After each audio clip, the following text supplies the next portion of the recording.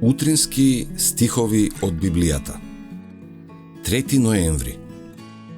Тој ќе си ги побара своите.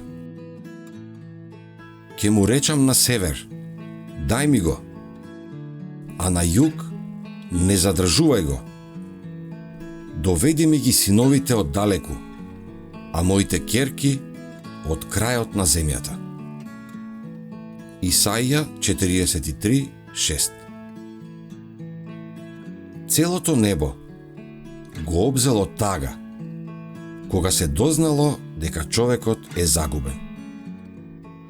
Дека светот, кој што го создал Бог, ќе се наполни со смртни суштества, осудени на мизерија, болест и смрт.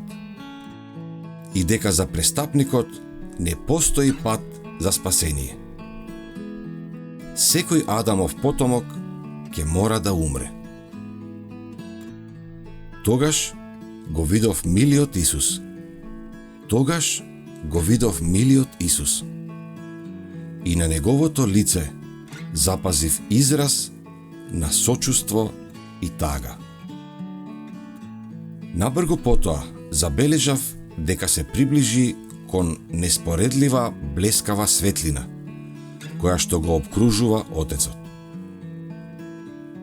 3 пати го зацкриваше таа величествена светлина, со која Отецот беше обвиткан, и третиот пат кога се врати од Отецот, можевме да го видиме неговиот лик.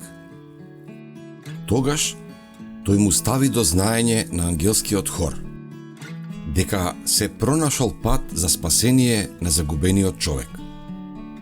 Дека тој се заложувал кај Отецот и добил дозвола својот живот да го положи како откуп за паднатиот човечки род.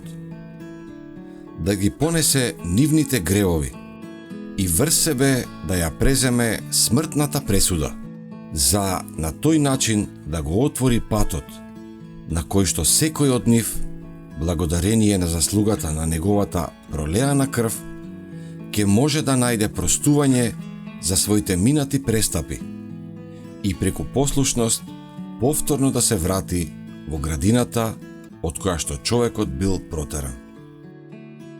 Наскоро јас го слушнав гласот Божи кој ги затресе небото и земјата. Погледнав кон групата која само пред малку време беше во таква неволја и заробеништво. Нивното робство беше завршено. Величествена светлина ги осветлуваше нивните лица. Секоја црта на грижа и умор исчезнаа. И здравје и убавина беше видено на секое лице. Оваа светлина и слава останува на нив се додека Исус не се појави на облаците небесни, и верната испробана група беше променета за еден момент, во еден трепет на окото, од слава во слава.